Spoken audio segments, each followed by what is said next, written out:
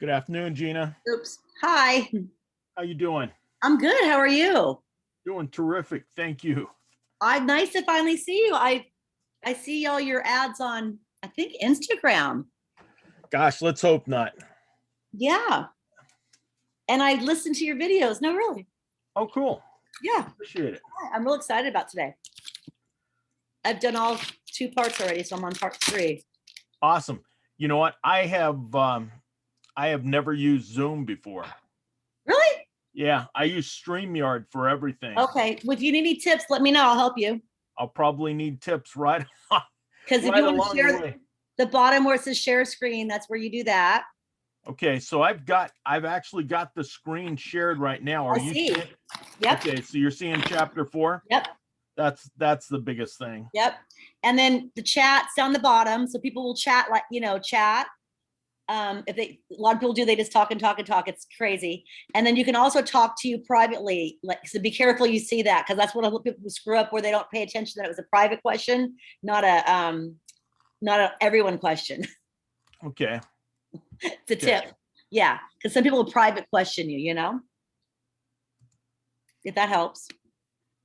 Okay. And then you can mute everybody if you want. If it gets too loud, too much background noise, you can mute everybody. And I think we're all adult enough to stop that. You would think so. And I am not seeing anything along the bottom of the screen. No. Let's see. I can see participants. I can see mute. I can see this is all at the top of the screen for me. Okay. It's not like it usually is. Yeah. So that's at the top of the screen. I can see it's you and me here. Yeah, it's just us. I always come early.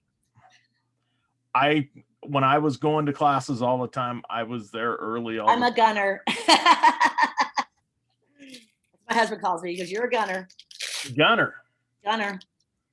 I want to learn. I'm excited. How long have you been doing real estate? This is the deal. So February 22nd, I got my license finally. It took 8 months because the shop was closed. And then on February 26th, I tore my ACL skiing. So I had surgery 4 weeks ago tomorrow. And so I've been rehabbing. So I got established, got into my office, KW Santa Cruz, got familiar, made myself an office, kind of started learning and training, had my surgery 4 weeks ago, and I've been home since, and I'm just learning. Is your guys' office open? Yes. Oh, okay. Somewhat, yeah. Somewhat. With masks and that kind of stuff. Okay. Are you working as part of some team, or? No, I'm just by myself. So I'm Beach Realty is my name. Is the name of my company. I'm just making. Perfect name for Santa Cruz. Right. And my last name's Beach, so Gina Beach. So Beach Realty. And my logo's life is a beach, love where you live. Right on. So right I'm on. marketing and all that. I love Santa Cruz. Same. Where are you at? I'm over in San Jose. Okay, that's where I was born. It's a good place. I was born in Santa Clara. Yeah. Awesome. Yeah. Awesome. But I had a cabin and lived up in the the Santa Cruz Mountains in Boulder Creek for several years. Right on. And then we just sold our cabin a few years back. Cool. And then, of course, they had the big fire there this past year, and it was one of the places that survived because one of the owners stayed there and fought the fire. You're so lucky. Oh my God. They're so lucky. I'm glad that we didn't own it at the time, or it would have just been a complete loss. No, it got scary. We're on the west side, and so when it started coming across the ocean down by Pescadero, I'm like, what are we gonna do? It was really scary. It was so dark, and we had ashes just everywhere. It was scary. I can't even imagine. My daughter lives in Humboldt. She goes to Humboldt University, so we just went up there for the week. We just we need to get out of here. Oh. So going to Humboldt, we would pass through all these fires going through San Jose and all that. It was like, are we in a movie? This is a movie. Like burning everywhere. It was like very weird. It was a little crazy, and here we are in San Jose. but we were told that we were going to have to get ready to pull out at any time with the fire coming over Right. Mount Hamilton. Right. Scary. Different time. So Different how long have you lived over in Santa Cruz? time. I'm born and raised here. No. I thought you were born in San Jose.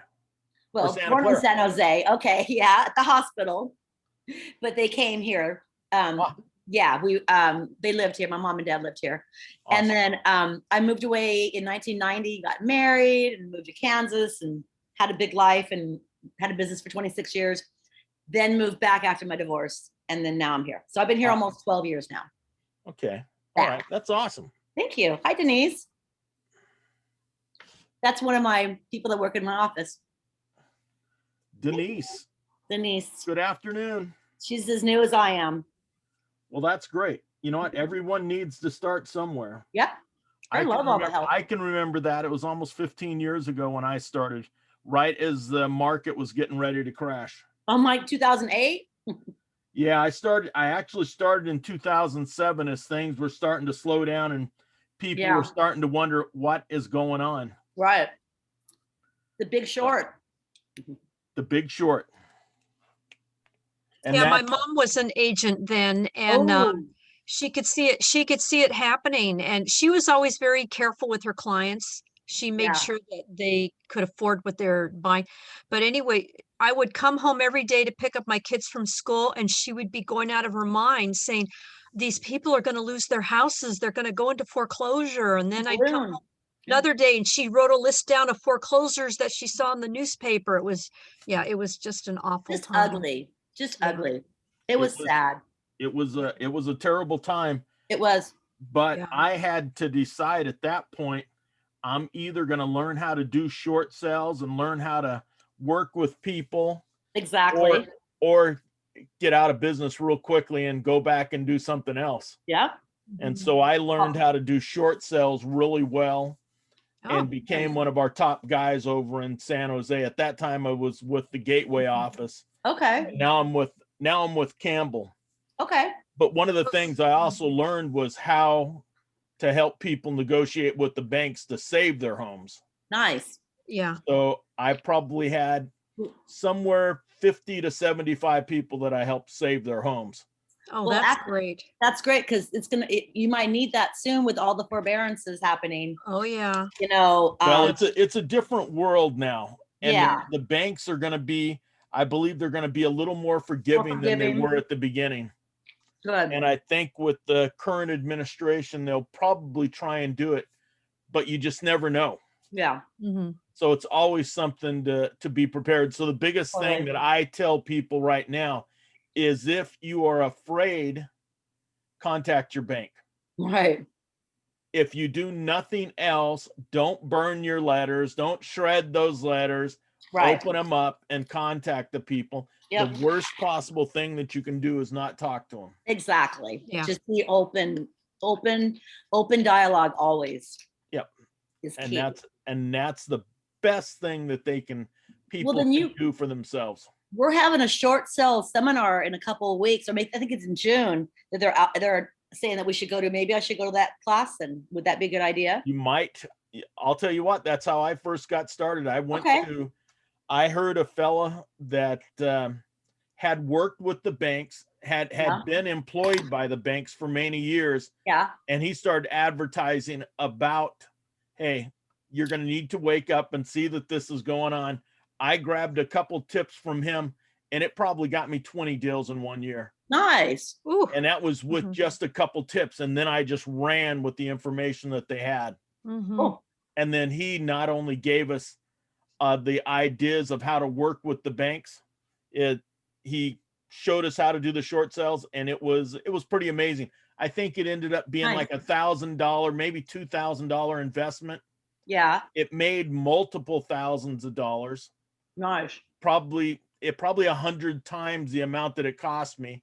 And then with all the people that I was able to help save their homes, including my own. Good for you. Including my own. We were one of the first on the West Coast that were able to do something with Bank of America, because they had taken over our loan from Countrywide, and it was It was a horrible loan. Yes. But my wife said, if you're going to help people save their houses, you better help us. And Yeah. so we went out and did it, and we were one of the first ones to get their homes saved. Good. Good. Although it was a little embarrassing, hey, needed to do it because the market was terrible, and Yeah. figured out what it took. Totally. Right on. Well, let's see, how many people have been coming to these classes? About 10 to 15. 10 to 15. All right. Yeah. Well, one of the things that I'm doing, that I'm going to do for those that show up and then stay, is I am giving away 3 books. Oh, And I neat. can't see anymore. So that's the Go Live Academy. Right on. Here's a book by a lady, Victoria LaBaume. She is unreal, and this is a great business book. Okay. And then one of the guys that I learned how to go live with, who is featured in Jeffrey Gitomer's book, is a fellow named Ken Walls. And so I'm Nice. going to give these away to 3 different people. Cool. And so I'm putting names in a hat right now.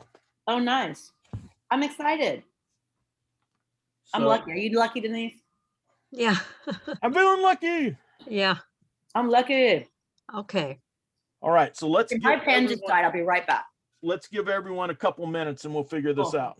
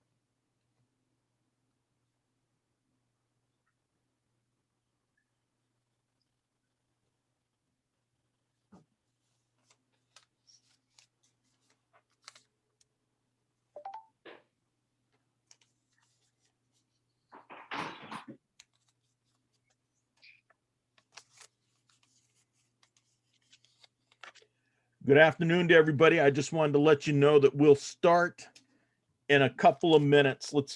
I understand that there's 10 to 15 people that normally show up. So let's give everyone a chance to get here and then we'll get going.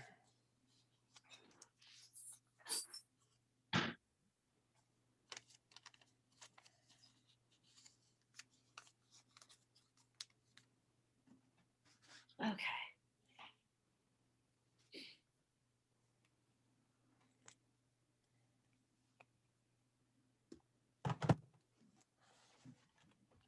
Just wanted to welcome everybody to the How to Crush It in Bitcoin class sponsored by Keller Williams Realty. No, I actually think we're doing servicing and marketing. I was gonna say, what? I got a message from somebody. Hey man, you want to crush it in Bitcoin? No. Well, actually, no, this is about real estate, but hey, Right? if you want to give up some Bitcoin, please go ahead. Right?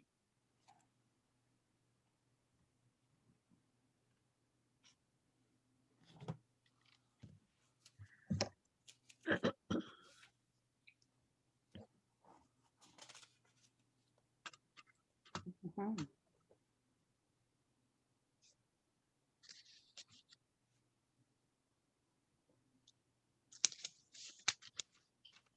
Mhm. Mhm. Okay, we'll give it one more minute before we get started.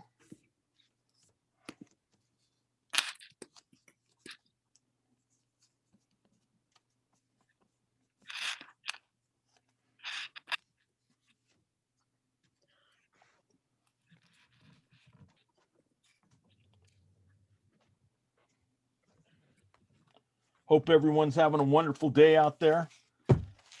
Hope that real estate is doing well by you. and your clients do well by you. And we are grateful for everyone that's part of Keller Williams Realty and for other businesses, because we also want to work with, obviously we need to work with other brokers too. So we welcome other folks from different brokerages to these classes, because we want everyone to be prepared as much as we believe that our people are from Keller Williams. And it's really, really important. Okay. I think we're already late, so we'll go ahead and get going. My name is Charles Coachman. I'm with Keller Williams out of Silicon Valley in Campbell. Let's see. I have been in business for the last 14 plus years.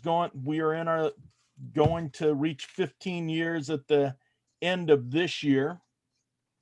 I have been a top producer. I have been a lesser producer. And right now, this was the year that I had planned on retiring, but a couple of surgeries and losing my voice for most of 1 year, and then COVID have changed some plans. So we are still out there trying to do the best that we can and working each and every day. Now, I know that we want to eliminate trying from our vocabulary, but we are going out there and doing the best that we can. We are here for step 4 of servicing and marketing. Can everybody see the screen, and are we coming in loud and clear? Yes. Okay. Now, I had just mentioned to Gina and Denise, and I'm not sure how to pronounce the name. Is it Heli? Heli Carper? Oh, heli is the right way to say helicopter. Think helicopter, you never will forget. Got it. Oh, yeah. Now, one of the things that I had mentioned just a few minutes ago, at the end of this class, I am putting everyone's name in for 3 different books. And so I'm going to give one of these books away to 3 different people. So the Go Live Academy will go to one person. And the Go Live Academy was written by Jeffrey Gitomer, who has the best-selling sales book of all time, that Little Red Book of Selling. He is a personal friend of mine. Victoria LeBaume. This book is awesome and should be a must-read by everyone. And then I've got a journal. It's called the 10-Minute Mastery Journal by Ken Walls. And Ken Walls is probably the top live stream person in the country. He's done somewhere around 2,500 live streams, and he's one of the people that have helped me to do live streams. And I do live streams on a daily basis. I do 3 on Mondays, Wednesdays, and Fridays. And then 7 days a week, I do a Bible study. And then I do real estate Monday, Wednesdays, and Friday. And then I do a music on Monday, Wednesday, and Friday afternoons. And we just go out and have some fun. But what you all are here for is to learn about doing real estate. So if everyone that's been in the market for less than a year could just put a 1 in the chat box. Let's see where we're at there. Just a 1 in the chat box if you've been here for less than a year, or speak up. I've been in agent for 7 months now. For 7 months. Congratulations, Dennis. Thank you so much. I've been 1 month. 1 month. That's awesome. 2.5 weeks. 2.5 weeks. Yeah. Awesome. Yay. All right. Where did I lose? Okay, there. Dennis Scott. Did everyone else put an answer in there? Because for some reason I am having a problem picking up the chat. So let's see if I can get this again. Don't need that. I cannot see the chat for whatever reason. Let's see. Oh, here we go. Helly is in San Jose and been licensed since 2014, but I'm guessing you're just getting going. Yes, very. Oh, but I have my first listing coming up now. I worked on 1 year with it, so I need all the good vibes now. Well, that's awesome, and you are in the right class today to get Yes, that that's done. why I joined all this, I think, and I want to kind of go through. I already trained a lot last year, but I want to go through some things again. So repeat. Well, keep learning, and the information, that's one of the things that I know about Keller Williams very well, is that the information that comes through and the information that Keller Williams provides is information that can be utilized. It will help you in your business. Of course, you're going to need help along the way, and you've got your team leader, you've got your MCA, and other people around there. You've got top agents in all 3 offices that are willing to lend a hand, and that's big. So let's see. Vanessa is less than a year. Candace less than a year. And let's see. Ryan less than a year, and Dennis less than a year. All right. Well, we're in the right place then. Let's see if I can put that down and then see if I can find it again in the future. Okay. So we're at chapter 4. Has everyone participated in the class previously? I hope so. Okay, so we're in step 4, servicing and marketing. So one of the things that we need to do is help our sellers to sell within a specific time frame and price their home competitively. So that is a big part of the business. That is the main part of our business, getting to understand that. And let's make sure that we can pull right up here. One of the things that we need to know, the 3 levels of service, the purpose, the value proposition, and fiduciary. Is everyone aware or understand how you apply these portions of your business to helping a person sell? One of the things that, and I'm sure this is in your booklet, I don't have your booklet. I have a training guide, and I can't see anything else other than my paperwork. But one of the things that Gary Keller says, and this is very, very true, virtually every top agent we have ever worked with has a different and almost inherent sense of service. They have a servant's heart and place their buyers or sellers' real estate experience above all else. They are always thinking service. We have to make sure that we understand that. And one of the things, I'm going to come up to it in just a minute, is understanding that. And I don't know how many of you've heard the saying that a lot of us go by. Our clients are always listening to the radio station WIIFM. What's in it for me? They want to know what you are doing that's going to help them succeed. And we have to be aware. We need to be watching out for our clients. So purpose. Masters of service have a clear understanding of why they should be hired and can articulate it to anyone at any time. Great service begins with a clear purpose for why someone should work with you. Remember your unique selling proposition. I am certain if you've gone through any of these classes, one of the first things that we try and do is help people figure out what their unique selling proposition is. If you've lived in an area for a long time, that can be your unique selling proposition. You may know that area better than anyone else in the market.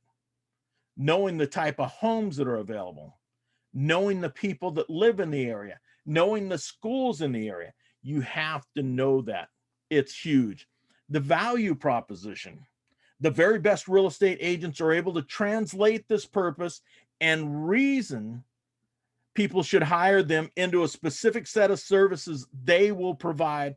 The value proposition lays out in detail the services sellers will receive. And then here's the big one, fiduciary.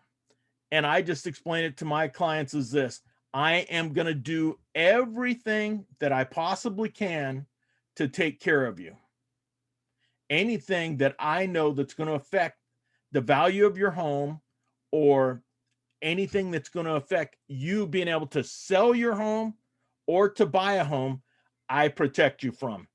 I want to make sure that you are aware, and I will do everything for you to make sure that you're getting the top service.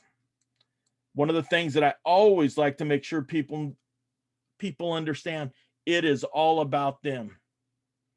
This business is not about us. Yes, this is how we're going to be making our money. This is how we want to survive. But we want to make sure that people know exactly what we're going to do for them. One of the things that we talk about, and everyone should pay attention to this, is you are not a functionary. You are a fiduciary, meaning that you are going to do what takes care of your client, not what is in your best interest. You're going to make sure that you are looking out for them while also taking care of yourself. But the main thing is that radio station, WIIFM. What's in it for them? It is all about your clients. There was a study that they did, and this is an older study. It's 2015. This needs to be updated. That according to NAR, the National Association of Realtors, the top 4 tasks that sellers want from their agent has remained consistent regardless of the housing market. Market the home to potential buyers. Sell the home with a specific time frame. Price the home competitively. Find a buyer for the home. These are the promises you make in your value proposition. The 3-level services wrap around these 4 tasks. This is true whether you work solo or you are part of a team. One of the things that I like to make sure that I do, and I let my clients know, is I will market to other realtors who've recently sold homes in the area. You want to make sure that that is part of the service that you let your clients know that you're going to do. Anyone that has sold a home in the area, especially recently, there have been multiple people interested in those homes. Get in touch with the listing agent, get in touch with the buyer's agent to see, number one, if the listing agent has other people available, or if they have a list of names of people that might be interested in buying the home that you've got listed. And if you've got a buyer's agent, just find out if hey, are any of your other buyers interested in living in this area? We want to make sure that we are aware of that. Service standards. Standard yardstick of your performance, measure of how well you are performing. We want to make sure that people understand that. What are your service standards and how are you accountable to them? Understand that. We want to make sure. We want to make sure that you're setting up standards for yourselves. So we always have myths and truth. My clients only work with me. Only I can deliver that quality of service. The truth is your clients aren't loyal to you. They are loyal to the standards that you represent. We got to make sure that we understand that. I have had friends that said, yeah, I'm going to work with you. I'm going to work with you. I'm going to work with you. And then sometimes they walk away. When it's time to get down to business, sometimes they work with somebody else, no matter what is happening. You've got to understand, if they don't think, a couple of years ago, I lost my voice. See, it's 2018. I was having a great year. I was having one of the best years I ever had. And I lost my voice. It went away completely. I yelled out during a Sharks playoff game, and my voice disappeared, and it disappeared for nearly 8 months. It would come back on and off. But because I couldn't speak, some of my clients didn't think I could sell their homes without my voice being reliable, and they went with other people. It was heartbreaking. It was terrible. And even though I had lined up people to help me to get through it, when I couldn't talk, I could let my service people talk. Unfortunately, didn't get the business because my standards had went away. Had went away because I normally talk enough where I can go ahead and help people make a decision. But this, at that time, all I could do was squeak out a noise like a mouse or something. So communication standards is a factor that customers will be quick to judge. They seldom feel they get too much communication. In fact, one of the most common complaints is they are not getting enough. Proper and timely communication allows you to do the following: provide a strong foundation for sustaining a relationship, set and manage expectations proactively throughout the transaction, create space and create peace of mind for your customers, demonstrate your professionalism, and enhance your credibility. One of the things that I always like to make sure that we do, and I would advise everyone that's taken part in this class, be clear that you understand your client's expectations and that they understand your expectations. Set everything out. How do they want to be talked with or talked to? Do they want you to call them? Do they want you to email them? Do they want you to text them? Make sure that you know. And then when they are expecting you to contact them, be sure and do it. You set the expectation and you have to meet that expectation. So, what are your service standards and how are you being accountable to them? Have you been working on your service standards? Let's go ahead and just open it up, and then let's hear from anybody that would like to speak so that we can talk out loud. If you would like to speak, go ahead. Let us know what you're doing as far as your standards. What have you established so far? So far, what I've established is, providing my clients with the initial expectations of the climate of the market and what it takes to get an offer accepted. The standards that I am working to improve on, though, are my organization, to be quite frank. Okay, and that is something that's going to stay with you your entire career. If you Yes, want to be sir. in real estate for a long time, your standards are going to change. You're going to get better all the time, and your organizational skills are going to change and improve all the time. Our business in the last year has changed a ton. So you getting in right now, you're seeing what a lot of us are going, what has happened. So, hey, a lot of us have been surprised. I was able to go out and do a bunch of different classes on learning how to do stuff on the internet. So it helped me out, but it's a big change for other people. And that's one of the things that we have to do. Thanks, Dennis. I appreciate that.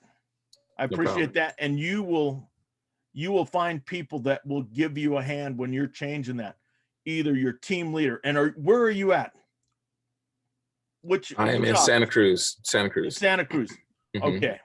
Elaine will make sure that you are taken care of. She does. Yeah. She is a wonderful person to work with. And I don't know if you guys have a coach working out of the office, but make sure that you're working with somebody all the time, and never be afraid to ask questions. Ask questions are the best way to keep your business moving forward. Okay, who's next? Well, since I'm brand new, I haven't really had any clients. So I don't really have a standard or whatever. I mean, I know what I'm going to do. I know how I am in general. So I'll be open, honest, boundaries. I don't know.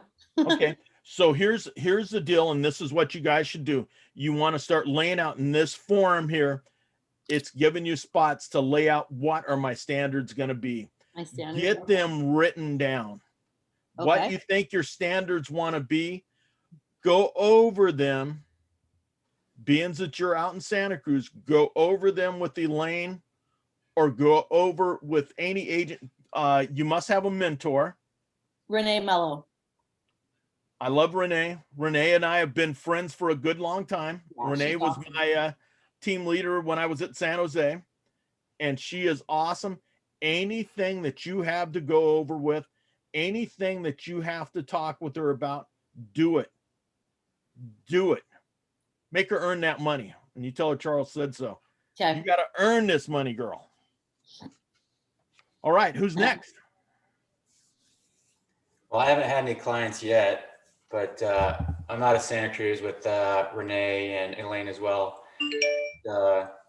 I've established my standard to be kind of a mirroring of what my 9-year Air Force veteran kind of history plays to. So integrity, service, and excellence. So those are the 3 core values of the Air Force. So my thing is to present integrity at all times, you know, serve them before I serve myself, and be excellent in presenting that service to them. So that's kind of the way I'm trying to pitch my service to clients. Ryan, that is awesome. And you know what? Make sure that you always have that in front of you. Make sure that you've got it down on paper exactly what you're going to do and what those 3 things mean. Yeah. What they mean, not only to you, but what they mean to your clients. Okay. Make sure that you get that done. And thank you for your service. You're welcome. All right, who's next? Hey, I don't want to force anyone to share, but I'd sure love to hear from everybody. All right, let's go ahead and move on. And thank you for everyone that spoke up. I know that sometimes that's tough. All right, standards of teams, standards for teams, team service. Highly productive listing agents develop, document, and this is what I was talking about, document and train their team members on the systems in order to maintain the highest possible standards of service. Make sure that you document everything. That's one of the best. Successful businesses do that. They know exactly what they have to do. Successful real estate agents ought to be doing the same. Make sure that you're doing the same. Positively, so you and your team must be positively service-minded first and foremost. Learn your scripts. Your scripts are going to give you a hand. You'll be able to learn scripts, and then you turn those scripts into your own words. Confident and respectful of clients, paying close attention to details, the right details. You want to make sure that your clients know exactly what they can expect of you. And remember, they are people that have a team. You are representing you and fulfilling promises you have told your clients to expect, from setting through surpassing expectation. Is anyone working on a team right now? Because it did look like everyone. No? No. Okay. So you need to set your own expectations and keep things going from there. But a successful team will do the same thing. Whoever is running that team will have the expectations set up and be ready to go. And you need to be ready to perform to those expectations. Problem resolutions. We want to make sure that we get that. And I've got to get something out of my way so I can see. So, marketing. Let's see. We're going to hold on here. Focus on facts, not emotions. Issues, not personalities. Apologize for any error and validate the concern. Okay, so we are talking about problem resolution. One of the biggest things that you can do, and one of the best things that you can do in business, if you make a mistake, fess up. Mm-hmm. Fess up. I made a mistake. Your clients are normally going to forgive you. If you lie about it, if you try and cover it up, that's the worst thing that you can possibly do. Mm-hmm. Just like a relationship, just like working with your husband or wife. Yep. If you lie to them, there's going to be problems. Trust And issues. Absolutely. Own your own statements. Personally say I, not we or they. Mhm. Make sure that you're owning things up. Paraphrase the concern to be sure that you have it right. So if you've got a concern from a client, make sure that you understand that concern. Pay attention to what they're saying and then repeat that back once you fully understand what they're saying. And if you're not understanding it, they will not hesitate in correcting you. Make sure that you're understanding. Get to the real root cause of an issue by asking multiple whys. Why do we see it this way? Why have we got this problem? I like to make sure that I ask my clients if there is anything that I can do to correct my service, let me know. I let my clients know if we have a problem at any time and you feel like, hey, we're not a good match, explain to me what I have done wrong, and I will either correct it or I will let you out of the contract. Because I don't want to work with the client that doesn't want to work with me. Right. But I want to have the opportunity to correct anything that they see that I'm doing wrong. Discuss a variety of possible solutions that speak to the root cause. Once you have an agreement, move fast to solve it. You see what the problem is, get it resolved. You want to make sure that you do that. And build any useful lesson into your business for the future. Anything that you learn from a step, understand it. Understand it.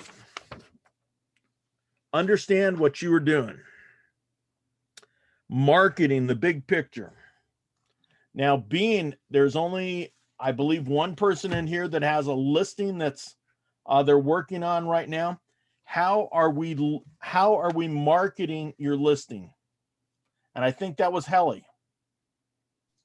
Yes, I'm thinking of it all the time. Give me more ideas, please. Well, what are I you know. doing? What are you doing right now? I'm waiting for the. It's a complicated case in a way, so it's a trust sale and things. So I have to wait, be patient with it, and there is waiting for the agreement. But there is so many people involved right now, so I'm waiting for things to happen. But I'm doing anything I can with my mentor, Libby. You probably know Libby.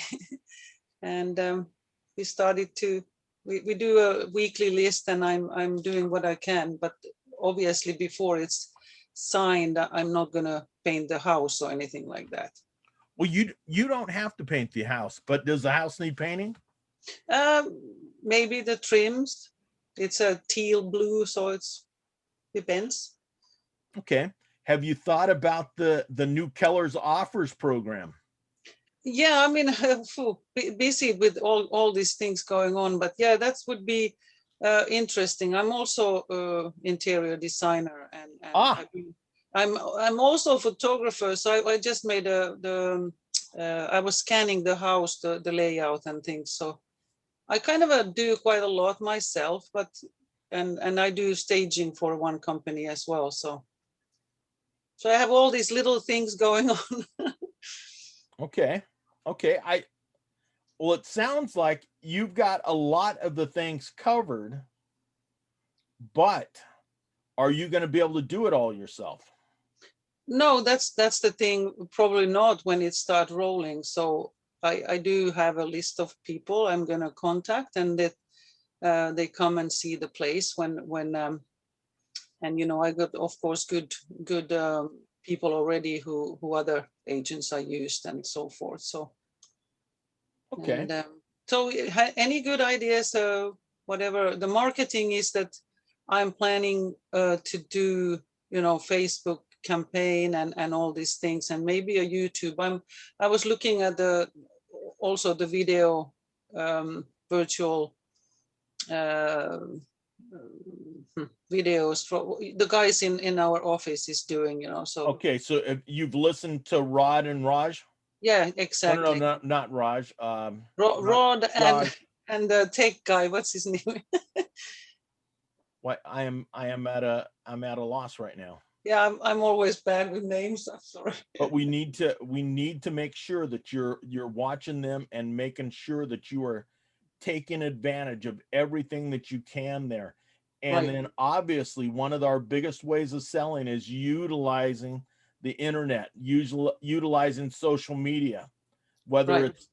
it's YouTube, Facebook, and Facebook is probably the biggest right now. That's why Keller Williams is tied in with them. But Facebook, and then also Twitter. Make sure that you're utilizing them. I'm not. I've never had a Twitter account because I never been fan of it. But I do have a Instagram, Facebook. I have Facebook for like a realtor page, Facebook, because I'd like to have separate that one. I have Instagram as a business. I change it for business, and yes. The one thing what is difficult is to put yourself to the videos and things. So that's what I'm psyching myself to do right now. Okay. Oh, I do it every day, and I had really not done it until last year when all of a sudden, when I couldn't go out, I have walked in a neighborhood of about 600 homes for many years, and then all of a sudden, I wasn't going to be able to do it again, and still can't. I asked the question the other day. You've got to be able to get out there, and learning how to get on and make videos or do live streams is very, very important. And everybody that's out there right now, most of the realtors, a good portion of our realtors are going to have to do live streams or make videos to be in contact with people. And you've got to do it. You've got to do it. That's probably the biggest thing right now, is making sure that you get on at least Facebook so that Yes. you are out there doing things. And Command has, yeah, Command has those. I've done the campaign once or twice last year, but I'm getting back. I think there was a really COVID like thing going on last year. It was really tough for many ways to start and so forth. But now I feel that all this training has finally now feels good to start again in a way, if you know what I mean. So okay, I do know what you mean, because Mike was all over me. Mike Sibilia was all over me in my first year, and he says, Charles, you could have been doing so much business out there. And I said, I need to learn first, Mike. I need to learn what I'm doing before I get out there. So it's important making sure.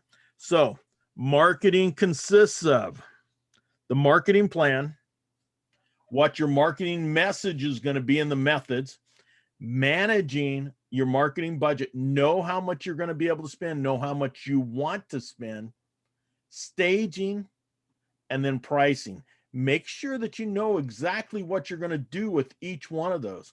Building a marketing plan. Talk with your mentors. If you've got an opportunity to talk with Renee, make sure that you understand exactly what she's saying and get these done. Make sure that you go in with eyes wide open, because you do not want to be spending what should be your profits to cover this. You want to make sure that you are utilizing. Gary used to have a saying, and I don't know if we've lost the thoughts of it, but a red light, green light. If something's not going to pay, put a red light on it. If something is going to pay and you're going to make money on it, hit it like a green light, drive right through it and do it. Make sure that you're doing it. Make sure that you're doing it. Make sure that you understand how to price these homes now. Is everybody able to do a CMA? I'm going to assume that everyone can do a CMA so that they can help not only their buyers to be able to purchase at a right price, but also their sellers knowing how to price a home properly. There's a couple of different ways to do it on the MLS, and it's a great way to do it, whether you want to buy the big CMA or you want to just use the regular CMA that they offer. And I usually go the cheaper way most of the time. I go the less expensive way. And although I've done both, I have done it both ways. So price strategically and complete. Price strategically to complete and sell. Stage the home to present it in the best possible light. One of the ways that I have done it, I am not a home stager, but I went out and found a lady that used to do staging, but now she just goes around and goes to homes, and then for $125, she goes and walks throughout the home and makes a plan for people, talks about it to them so they can utilize everything that's in their home and properly stage using their furniture. So for $125, she'll spend an hour with them, and then she'll give you a multi-page report saying, this is exactly what you need to do. She'll make all the recommendations. Hey, this wall needs to be repainted. Hey, we need to get something to cover that couch with or replace the couch. Let her be the bad one. Let her be the bad guy. Let somebody else do that, to do that for you. Make sure that if you're going to do an open house, now I know that's one of the things that we can't do right now, unfortunately. Do an open house is when you do it, make sure that you got enough marketing signs out there where you can market directly. Sometimes I would normally put out 11 to 12 signs. I have put out as many as 20 for an open house. And sometimes it gets a little crazy, but I get people to the open houses. Make sure that you're utilizing just listed in your neighborhood. You want to make sure that if you're into it, market around any listing that you have. Even better, market around somebody else's listing if you don't have your own. Say, hey, you know what? We know that 2 or 3 homes in the neighborhood will come up once one does. Once one home in the neighborhood comes up, 2 or 3 are sure to follow in the next couple of months. It happens all the time. Make sure that you're using professional photography. If you are a professional photographer, that's a different story. But you want to make sure that you're putting the home that you are doing in the best light. I have seen plenty of people out there going a cheap way and taking their own cell phones. Now, hey, I understand that the new Apples and some of the other phones can put out excellent photos, but if you are just going through taking cheap photos and you are not making sure that the home is cleaned up and it's staged properly, it doesn't look good. Do the best that you can for your client. And make sure that your client's helping them out. It is their money in the end. We want to make sure that we're making a professional listing. We don't want to have junk photos out there. And there are websites out there that do nothing but pull those bad photos and then run them to make fun of those people doing those listings. So you want to make sure that you're going out and doing photography that really is good, that shows off this person's house. That is our job. Not to try and save every penny. It's to make their house look the best that it possibly can. Create a home book.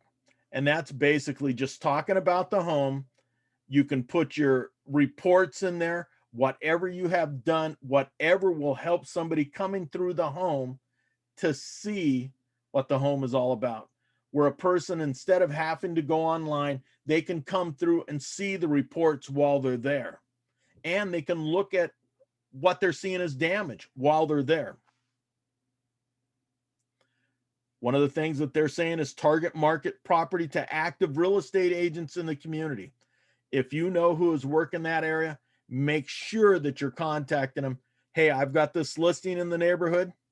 If you've got clients, we want to make sure that we're selling it to you. We used to do caravans where we would travel around and see in homes. I do not know when that's going to happen again. Hey, Charles. Yes. Hey, Ryan. who pays for all these services? That's Ryan, sorry. Who pays for all these services? Do we pay this and it comes out of our commission later on, or how Well, do we? it depends. It depends on what you want to do. Now, I am doing a listing that's coming up right now. My clients are paying for everything. I'm gonna pay for the photography. I'm gonna be paying for the sign out front. But other than that, they are paying for everything. They're paying for their inspections. They're going to pay for staging. They're going to pay for the handyman services that are needed. At some point, I have paid for it. And we can have that money pulled out. But if there's any way that your client can do it, what I do is I send my stager out to them. I let my stager do the pitch. And if they want to take advantage of doing it, I let them pay for it. Okay, that's a good idea. Okay. That's what I do. And in times where I was doing a lot better, I would go ahead and chip in and help out and make sure. Most of the time, I would send a person out there, though, like I was mentioning earlier, I would send a person out there that would tell them how to utilize their furniture and whatever artwork that they have to make their house look the best it possibly can. And this payment of cost, you establish at the beginning when you're setting up the listing agreement, who will pay for what? Yes. Yes. You want to make sure that that's known. Yeah. And most people will ask you, are you paying for this? And I tell them exactly what I'm paying for. I will let them know that I'll send a stager out to you and you can discuss. Now, when people know that their home needs a lot of work, hey, one of the things that we can offer now is the Keller offers. So we can let them do this at the end, which includes staging and everything else. We can make sure that they know that, hey, this is available to you. And that, I believe, and I'm going to be interviewing one of the ladies, probably Jenny from Keller Offers, probably within the next couple of weeks. So I can discuss that and let clients know, hey, this is what's going to be available to you in the future. And that should be one of the biggest wins for every one of us that's a realtor right now. Put it out there. They don't have to come out of pocket right now. Let it come out of profits and save ourselves the hassle. Make it available to them. And Keller Offers right now already has information for us out there that we can set up and make sure it's part of our pre-listing package to let them know, let our clients know that this is available. So Ryan, this is another way of looking at that. Making sure that you offer that out. Okay. So everyone, that is available right now to go ahead and get signed up with Keller Offers and then go through their, I think it's less than 2 hours to get through their training. And I know that they have been sending me emails. All right, are you ready for us to talk with clients?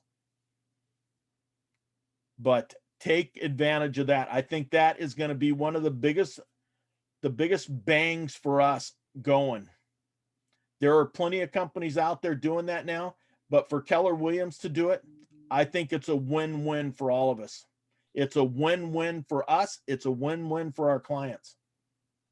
And I think it'll make a big difference in the way a lot of our houses are presented in the future. Sorry, so it's free for us then as an agent, or is it the client whose house is so? It's the client who is going to pay for it in the end. Now, if you decide that you want to help them out at closing time, that's up to you.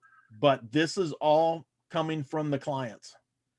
And we can see that their profits are going up. They do a presentation and we can see that a home that has been worked on, that's been updated and changed, whether it's as little bit as changing carpets out, painting cabinets, whatever it is, let somebody else put that money out there. So yeah, it is training free for to us. the Keller Offers costs money? Not for us, it doesn't. It does cost. Free to us. It's free to us. All we have to do is go ahead and get signed up. Okay. We go ahead and get signed up and take their training, and then we're set. And if we've got clients that we need to utilize that with, then we offer it to them. We offer it to them, but we need to learn more about the programs and get it out there to them. Is it competitive as a prices? And if because we often have a different people coming, and even then they are paying. You know, let's say painter is one thing what we always use, obviously, almost in every house. So is it competitive for the client? It is going to be competitive for the client. The biggest thing is that they don't have to pay up front. And they were at I think our joint team meeting a couple of weeks ago, and they mentioned, look, the people that we are signing up are top-notch contractors. So it's going to be a little more expensive, but it's going to be very, very competitive. And we want to utilize that. And that, unfortunately, this program was set up before that came out for us. That should be part of this. That should be part of this training program right here, making sure that we know exactly what's going on. Okay. You know, I'm real quick before you go ahead, if I can just not to sidetrack us too much, but just back up a little bit. I was curious about what personally is your tactics or marketing plan around a listing that's not yours. I don't have any listings, and that's a strategy that's been proposed to me several times, is to kind of, you know, find another listing and target your marketing in that area. And I'm wondering what your strategy is around that. Well, here's what I have done, and I have done it many times. I do it for my own listing, or I had done it in the past. I'm not going to be able to do it this time, but I go door to door. I go to about 100 houses. Now they're saying about 20 homes to either side of the home. I go to about 100 houses in the neighborhood, and I just let them know that, hey, this home is on the market now. It's a great home. We know that there's going to be 2 or 3 more homes that are going to be hitting the market. Do you drop a flyer at their door with I knock on their door. Knock on their door. I knock on their door. Now I won't be able to do it until that's okay again. Mm-hmm. But I want to make sure that I'm able to talk to somebody and just let them know, hey, we know that 2 or 3 more homes in the neighborhood are most likely to sell in the next several months. Are you one of those homes? Do you know anybody that might be looking to sell in the neighborhood? And I make sure I give them a flyer with my information. And if they know, one of the other things I do is, do you know anybody that would like to move into the neighborhood? And maybe I could help show them the home that's up for sale right now. Okay. Yeah. Okay. We got to do, I guess they used to call it guerrilla marketing. We have to do and take advantage of as many opportunities that are available to us as possible. Okay. We want to make sure that we're able to do that. All right. One of the next things, and I want to make sure that everybody understands this, and it's number 14 on this list, is provide weekly updates on what you're marketing, your showings, and your buyer feedback and agent feedback to your sellers. You want to make sure that they are getting feedback. Now, whenever I did an open house, I would let my clients know within an hour, I'll be calling you to let you know exactly how many people have shown up, what the realtors have said, and what the buyers have said. We want to make sure that we're doing that. Feedback to our clients is huge. Huge. Make sure that you're doing that. Whether you're the listing agent, or whether you're just a showing agent, whether you're just holding the open house, you want to make sure that you're getting proper feedback for the clients. That is very, very important. Now, highly productive agents knowing marketing has 2 main components: the message, what you're saying, the method, where you are saying it, whether it's on Facebook, whether it's on Instagram, whether it's on Twitter or LinkedIn. Whatever way you're going to do, make sure that you know what your message is going to do. If you are attending a marketing meeting, which we have in San Jose and Santa Clara County, we have quite a few. I don't know how many marketing meetings they have in Santa Cruz and their surrounding area, but if you've got a house that's going on the market, make sure that you're attending those meetings and make sure that you are presenting that in front of all your other realtors. And then on those days where they have their open houses and when there are caravans coming through, make sure that you are doing your job for your clients. Make sure that you're holding your home open so that you can take care of that. Let's see. The message you put out to attract prospective buyers and sellers is everything. Why would they want to contact you in this market? What would they get if they did? These two questions are at the heart of all effective messaging. And that's Gary Keller. Make sure that you're putting out a good message to attract buyers and sellers, but especially sellers right now. It's sellers all the time, but especially right now. If you have a seller, you are holding the key to the kingdom right now. You want to make sure that you are putting out a good message on every message that you put out. You want it to be effective. Managing your marketing budget. You need to know exactly what you can afford to pay out. Understand it. How do you hold your marketing dollars accountable? Top listing agents test and track effectiveness of each method. So turn to some of those top agents in your market center and ask them questions, because they can let you know exactly what they're doing and what they're seeing is most effective. Now, we have a lot of top agents that are still using newspapers and go wide with the newspapers. That is not what most people can afford. I understand where those people that are doing several $1 million worth of business every year can afford to use their newspaper. But that's not for the normal agent. That is not for an agent that's making $100,000 a year. It's certainly not for the agent that's making $50,000 a year. We have to make sure that our budgeting dollars, whatever it's going to be, we want to make sure that we utilize it correctly.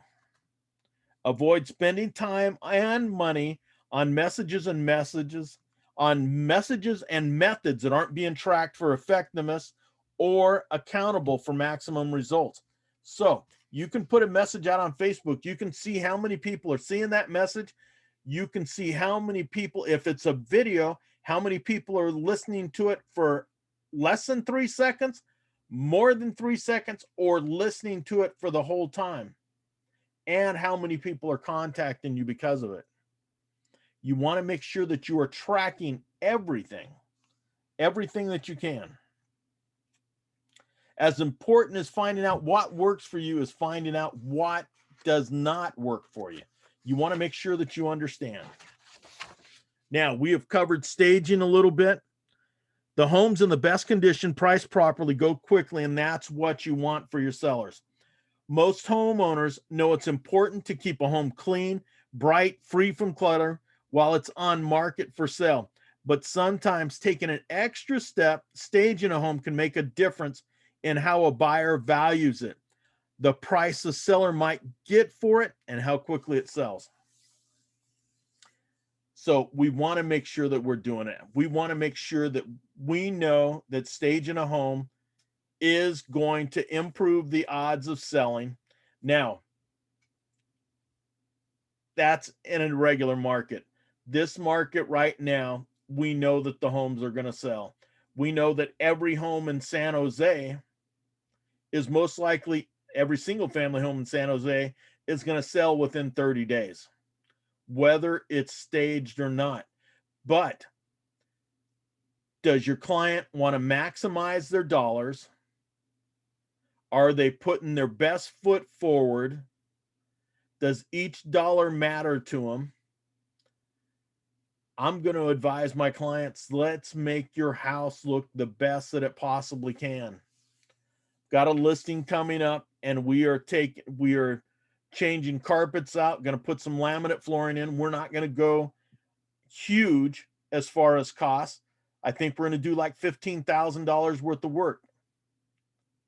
But for a lot of people, $15,000, they're going to be throwing up their hands saying, I can't do that.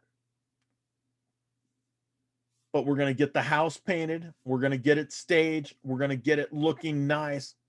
And we're going to bring in the highest price that anyone's gotten in the neighborhood for the work that's been done to it. And we want to make sure that we're doing it. We want to make sure that your client is happy, and let it be your client's decision whether they want to stage or not, whether they want to make sure that their home looks the best that it possibly can. I have a question. Shoot. Excuse me. Okay, you mentioned the laminate flooring, which makes sense.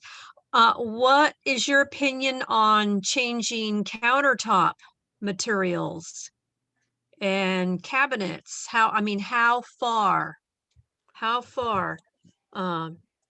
should you go? Well, I'm gonna my best opinion is you can change out the countertops. We just listen to what contractors have to say on what's the best countertops to put in, what's the best materials to put in right now. A lot of people are saying granite is on its way out. So we got to take a look at that. We just want to do it the most economical way that we can, unless the cabinets are destroyed. Yeah. If they can't be painted Mm-hmm. and make them look better that way, then pull them out. But we got to make sure that our clients know probably the cheapest way they're going to be able to do it. It's going to cost them about $15,000 to redo a kitchen. It's a lot. Yeah. Yeah. So if there's any way that we can just paint the cabinets and make them look nice, paint them, get them over that. And if we can go ahead and they can afford to do the granite, we know that granite's going to probably cost about $3,000. Yeah. For a regular size kitchen. Yeah. Probably just make sure it's really, really clean. Really clean. Yeah. I recall, I can't remember her name, the representative for Keller Offers, saying that they have a kind of a limited selection of upgrades that they'll do, but it's all based around their designer that shows up and makes the suggestions to your client, and they stay on top of the trends and what sells best. And that's the way to do it. I think that was Jennifer from a couple of weeks ago. That's right, Jennifer. Yes. So we want to make sure that we're doing that. And I had a client that I thought I was going to be working with, and I suggested her not to change out her cabinets, and it ended up costing her about $10,000 for new cabinets. And she decided I wasn't going to be her realtor because I just told her it wasn't worth the money to her to do it. And she thought I was working against her. So be it. But I thought she put in too much money for what she was expecting to make. And I gave her an honest opinion along with her contractor. Her contractor's job is to sell as much work as he can get. But he said, don't change the cabinets. We're going to change a couple doors. We'll make it look really nice for you. And as a couple days ago, she was still on the market at about 50 days, and she shouldn't have been on the market more than 2 weeks because she was asking too much money. So sometimes you give the best advice that you can, and that's what you want to do. And the other person thinks they know better than you. And I'll put my 15 years of experience up against your one home that you've ever sold in your life. And I don't like to put myself in the middle of it, but I want to make sure that everyone is making good decisions. I did, and this was the case where I did say, make the change on the countertops because the countertops were laminate and they were falling apart.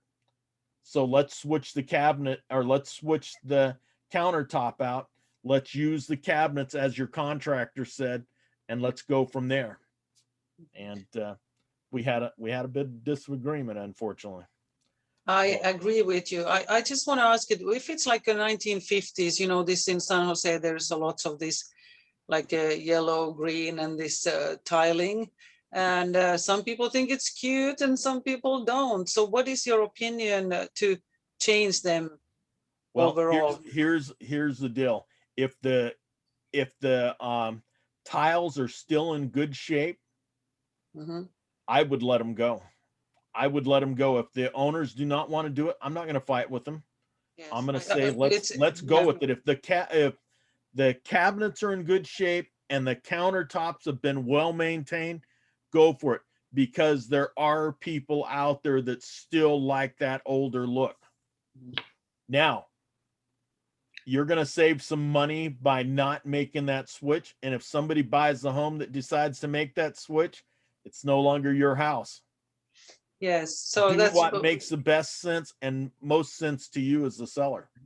yeah, because that's what I'm thinking. It's my own house, and it's the first house we managed to buy here. So I'm planning to sell it. And I'm thinking, is it worth really to change it, Well, or is take it a look better at- to leave take- it to the, all right, being that you are the client, yes, like take this a- case, no. take a look at what's trending in your neighborhood. Are people leaving their homes like that? Can you afford to make that change? And that's another thing. Keller Offers will do it for you also. Mhm. Yes, it's interesting. What is the return? It's because where I live now, the house is going like hotcakes in 1 week right now. And So that's what we have to take a look at. A lot of what they're talking about right now is kind of irrelevant, except for those that want to maximize the dollars, that want the biggest bang for their bucks, because we know that every home in Santa Clara County, in Santa Cruz, is going to sell. Can I yes, ask of a course. question? Yeah. I'm just thinking, what is it really maximizing it to putting a new kitchen or not? So that's the question. So Well, here's what I would say. If the kitchen is not usable, it's not user friendly, it's completely outdated, and it can't be used the way it's set up, I mhm. would switch it out. That would be my personal, but do I want to put that kind of money out? How much are the returns? We know that the two biggest items are the kitchen Kitchen, bathroom, and bathrooms for the most part, in your master bedroom. master bedroom. Those are our biggest selling items. If you have a wonderful kitchen, that's hugely attractive to a lot of people. Yeah. What about the one bedroom? There's also one bedroom. No, I mean one bathroom houses, I meant to say. So is it worth of putting one half bath or or full bath? These are kind of interesting questions If here. it's a single family home, you want to have a second full bath, but that depends on what it's going to cost you to get it done. Yeah, that's the thing. They're expensive. Yeah. It's a functional obsolescence question. Yeah. That's my question. Can I ask a question? Yeah. Okay. So that's my question. I find that everybody has different tastes and different ideas of what and all that. And so I think it wouldn't behoove them to do all these things to this house. And what if the new person's like, I don't like that. And then they'd have to put in a bunch of money into it. Anyways, why can't they, if they don't even want to pay for, why can't they leave it as is, take some money off, whatever, and just sell it and let the new person do whatever they want with it? Like, wouldn't that make more sense than spending a bunch of money on colors and this and that? And it's completely just, I think Can I answer? I can answer that because I've been studying interior design last 4 years, and so basically, and if you use very, many people think bland or something like that. So it generic. will attract to everybody almost. Anyway, so people rather take like a bland looking kitchen, like this basic what you see everywhere now, rather than ugly dirty one any time. No, I'm not talking about dirty. I'm saying like I'm talking about like remodeling everything and putting $20,000-$30,000 into the house why can't it just stay this as it is and then sell that way? Yeah, that's what the question is here. So where is the line? Do we get the return back? That's what I'm constantly calculating. Everybody, but it is. I've been living 3 years with this 50s kitchen, and I didn't change it. Even we could have. So now I'm thinking to sell it, and I'm thinking, is it still worth of doing it? Yes, we have done quite nicely since 2017 with the little house what we bought. But the thing is that. I know as a designer that what I would do, I wouldn't do anything very over the top kind of design or anything. So, basic things, and it's clean. And I talked with the one top producer, top seller in Palo Alto, and I asked her because she's my friend and she's been selling 35 years houses. She said, just do the basic cabinet countertop and so nothing fancy. So you can't go to your personal style or anything. Right. You just have to go with very basic, Just but still basic good generic. quality. Yeah, that makes generic and people are very, they don't want to do renovations so much. Not If when they they don't first have move in, to. right. It's maybe forever home. Maybe then you start thinking differently. But Makes sense. okay, sorry, so much talking. I don't know. No, that's great. That actually covers the next part of this program, is that they were talking about it. And here's the questions. I don't see why this is so important. Do we really have to make this repair? Why can't we sell our home as is? Yeah. So that's right in line. We want to make sure that we're understanding it. Hey, Ryan, did you have another question? Yeah. Well, and also just a quick thing. I think it just depends on that for you, Helly. Who's buying the houses? Are they people that are, you don't have to answer it, people that want to do work or people that want a turnkey house? I think it just depends on who's buying houses, which clientele you want to market to. And then that'll answer your question as to whether or not you want to fix it up. As far as Charles, you keep marketing this Keller Offers. I just signed up for it and there's only one class per month. So you can go online and do your classes there. Okay, so I'm in the Keller Offers site, like I'm sure other people will sign up for, but it's only showing one, like it's showing these classes to go to, but it's like on the 19th of each month. Yeah, no, they have a video program too that you can look at. Oh, the on-demand training? Okay. That's it. And it can all be done within a couple hours. Okay, cool. And I think that the good thing is probably in the Keller offer, because I saw that she was talking in this regional thing and I forgot actually to go for it.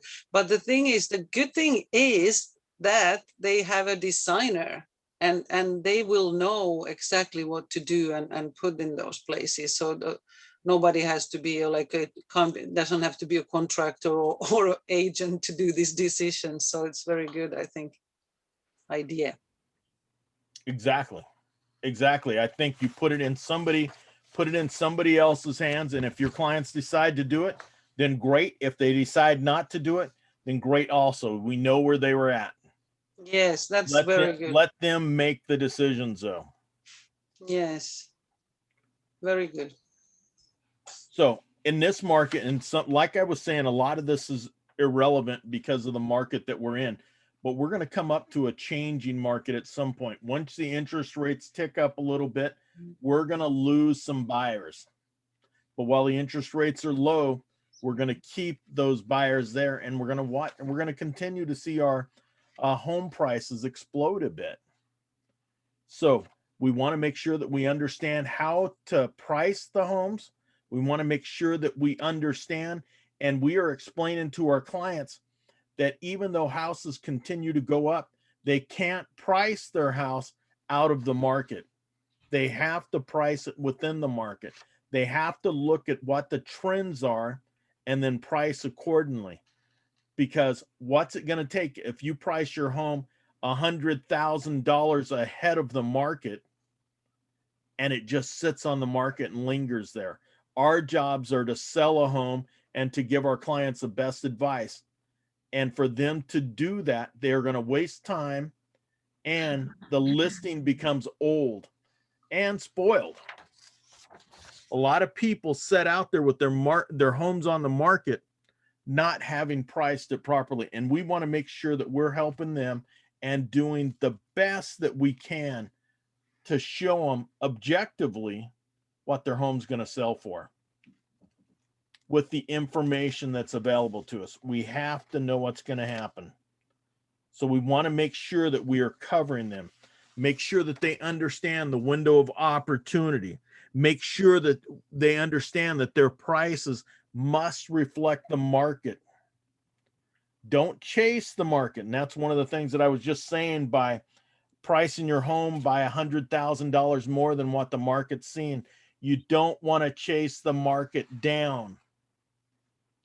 You want to let buyers push the market ahead. You want to make sure that you're doing the best job for your clients. Don't be afraid to be honest with your clients. Pricing it right can be hard work, but you want to make sure that you're doing it right. In this market, we just want to make sure that we're pricing it right at or below what we're seeing, and we're going to watch the prices go up. But if we are in a market where homes are not consistently going up, we're going to watch that home sit on the market for 10 days, for 20 days, for a month, for 45 days, for 2 months. And then we have to chase it back down. We have to go to where the market is, and we can't do it. This is a very unusual market. We're going to probably see this every 10 years, every 10 to 15 years, we'll experience something like this, but we're not going to experience it for an entire year. I mean, our market's been going up pretty much since 2012. So we have to make sure that we understand what's going on in the market and not be afraid, again, not be afraid to be honest with your client. And I ask my clients very point blank, do you want me to be honest with you when I give you my opinion, or do you want me to tell you what you want to hear? Let me know. I want to be honest with you. I want to let you know from my experience, this is what's happening in the market. And I want to give you honest opinions. I'm going to move right into here. Let's see. We are at 2:15. I think we're going to move right in to negotiating so that we can get this finished up just about on time. Offers and negotiations, that is number 5. And again, I've got a couple books that when I first got started, I took a lot of CRS classes. They now go by a different name, and I can't remember what the name is. But one of the people that I had said, read a couple of these books, and I did. Getting to Yes and Getting Past No. Getting Past No was written by William Ury, and then Getting to Yes was written by Roger Fisher and William Ury. And these are some of the best books on negotiation that you can find. Getting to Yes is out of print. Getting to No, you might be able to find a paperback copy, but these are a couple of the best books out there. And they discuss making sure that you know how to negotiate, because there is nothing more important than being a good negotiator. Let's make sure that we got this. Keep coming. So offers and negotiation, presenting the offer, best practices, a moment of truth, multiple offers, low ball offers. You want to make sure that you understand how to present this to your clients as you are working. One of the things that I always say is look for points of agreement in every offer. Every time that you are in the middle of a negotiation, look for those things that you are in agreement on. Whether it's the time that somebody want, let's say that, all right, they can purchase the house within 30 days. That's a point of agreement. That's great. Hey, they're $20,000 off. Let's set that aside and let's discuss that later. But let's take a look at the other terms. Hey, these terms match up with what you're looking for. Those are points of agreement. We want to make sure that we understand that and go for those easy wins right away, and then spend your time working on the points of disagreement. But look for the points of agreement first. Whenever you are negotiating, you're negotiating with your client and you are negotiating with the other agent on the other side. So make sure. So let's take a look. Best practices for presenting an offer. I want to make sure we're around here. Where am I at? Page 47. All right. So best practices: present all offers to your sellers. Never reject an offer without consulting with your sellers first. You want to make sure that you're doing that. You cannot do it legally. You cannot do it unless your seller has told you point blank, I do not want to see offers that do not meet these conditions. I do not want to see offers that do not meet this price. If they've told you that, just say, I'm sending you over these offers, just initial the back that you're not going to accept them because they don't meet it. But if they offer some conditions in there that are something that your client is looking for, your client should take a look at it and be smart about it.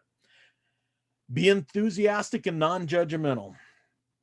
Get your offers in writing and put your responses in writing too. Written offers and responses are verifiable, less emotionally charged, and less prone to misinterpretation. Encourage your sellers to think about accepting or countering any reasonable offer and not rejecting any offer too easily. So make sure that you're doing that.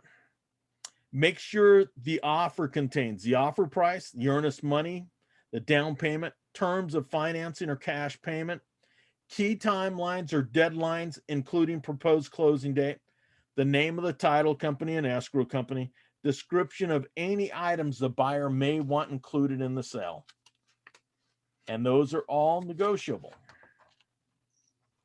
The moment of truth. Your sellers are at a moment of truth. They have accepted a counter or rejected an offer. Top agents consult with their clients to accept or counter, not reject. Help them assess the market and their position so they can decide to take on negotiation crossroads. Then use your expertise and negotiating ability to make that path as profitable for them as possible. Okay, here's something we're never going to see. Asking price $230,000, offer $228,000. That's a down payment. So we want to make sure that we are understanding and what we are going to do for our sellers. We want to make sure that they are looking for everything. A lot of times in a different market, a lot of times they may only see one offer. That happens quite often. And then they may not see another offer for months down the line after their price has been reduced multiple times. If they get an offer, they may not be happy with it, but take a look and talk with them about what's happening in the market at this time, at this moment. We want to make sure that we're doing our best job that we possibly can for them. Multiple offers. With multiple offers, you have a chance to get your sellers a much higher price for their home, possibly even more than the asking price. Let all the buyer agents know that there are multiple offers. Suggest that they submit their highest bid by a certain date. Let them know when your sellers will respond. Help your sellers analyze all aspects of a deal and not simply choose the highest bid. Other aspects, such as repairs, move-in date, closing costs, may be involved. So we want to make sure that we understand what is out there, what we are looking at. We want to give our sellers a good view of what's going on, not just looking at the price, not just looking at the price that's being offered. Lowball offers. And you're going to see those as you go in your business. There will be lowball offers.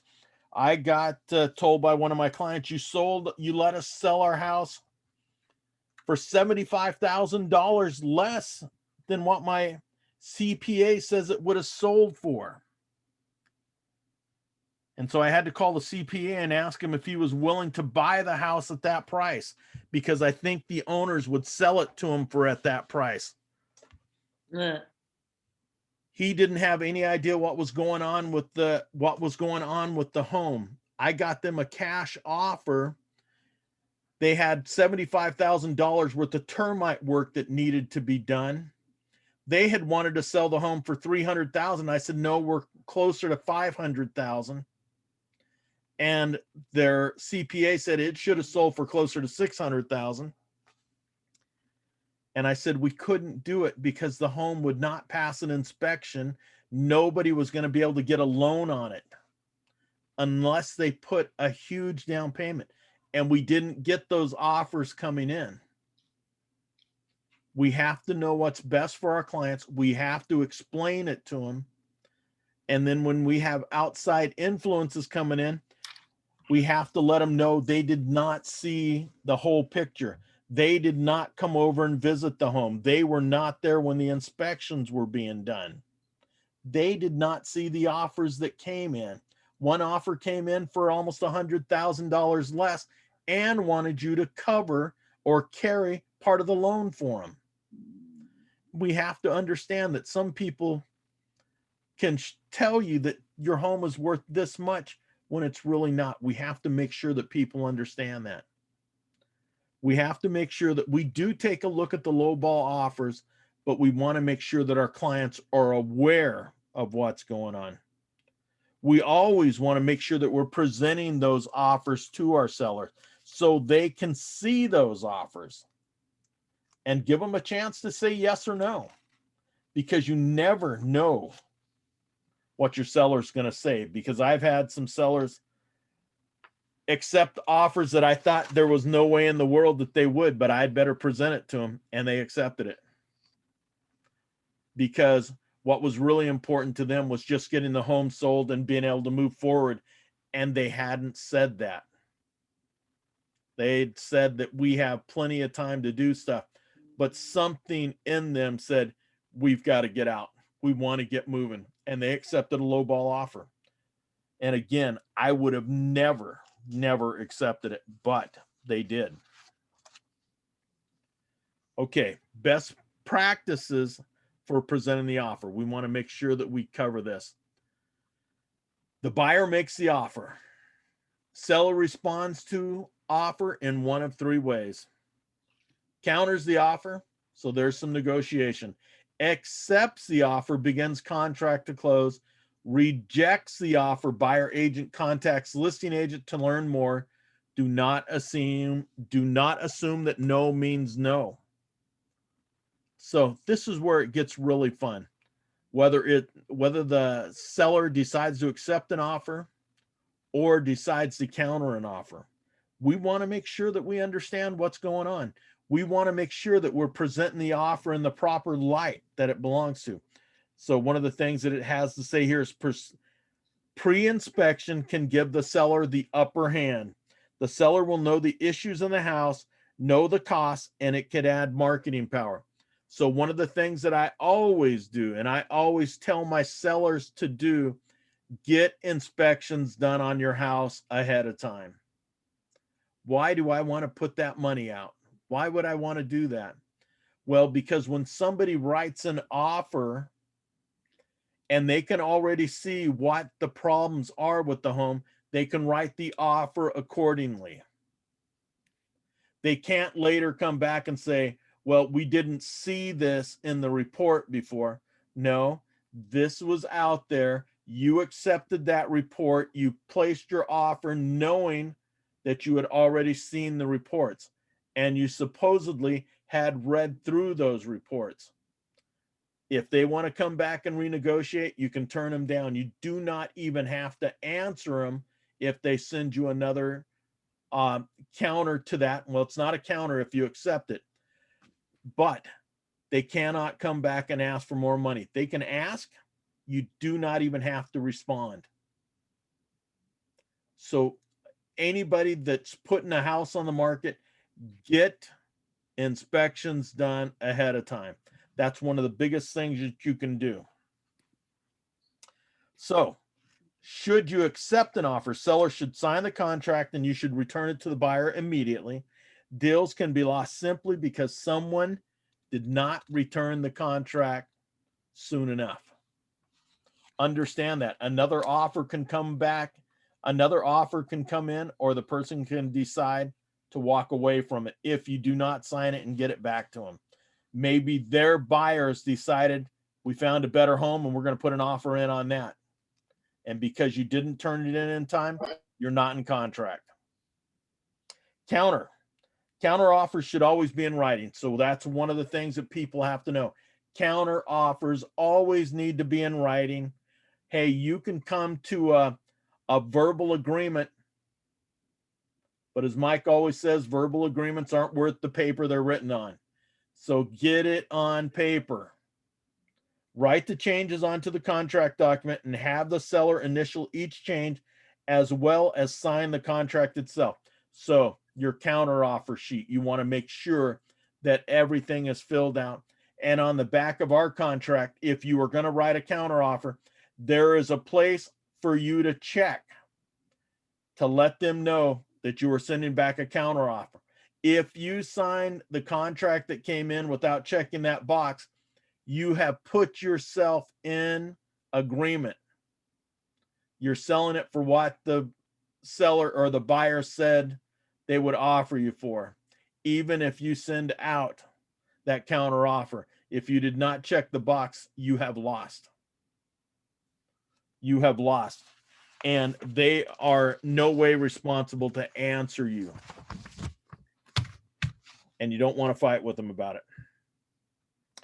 Your seller can reject offers outright. Your sellers may include an offer it's not worth further consideration. Communicate directly with the buyer, the buyer's agent, and let them know you are not inviting a new offer. Write a cover note and send it with the unsigned contract. Well, you still need to initial the contract and just let them know this offer is not being accepted. We want to make sure that we're doing it.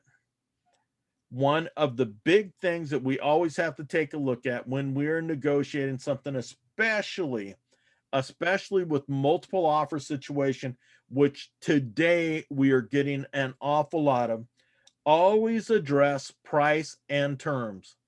We want to make sure that you're looking at it. Just because an offer is higher does not mean it's the best offer. You've got to look, and sometimes the terms that they have written are not to the benefit of your seller. You want to make sure that you're looking at everything. Look for areas of acceptance. And this is what I've already said, the areas of agreement, then those areas that your clients wants or needs. You want to make sure, hey, if there are some terms that your client really needs, they need to stay in a house for an extra 5 days. They need to stay in the house for 30 days. You want to make sure that you're looking to see that that's part of the agreement that's been written, the purchase agreement. You want to make sure that those terms are in there. Look for places where you can agree. You want to make sure that you're doing the best for your client. Negotiation mindset. I want to make sure that we cover this. Negotiation mindset. Win-win or no deal. And that's one of the big things that we always want to make sure that we're aware of it. Keep the following tips in mind as you work toward mastery in negotiation. Above all else, be professional. Now, I have had some people that have yelled and screamed at me and called me all sorts of names and told me I was the worst agent they had ever dealt with. And I said, I don't know if we're going to be able to get the deal done or not. Hey, we have to be able to be like a duck on water. Let that water just go right off our backs.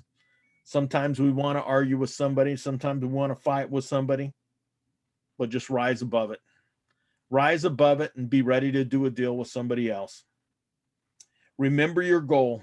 It's a signed contract. That is what you're driving toward and what both agents and their clients have in mind.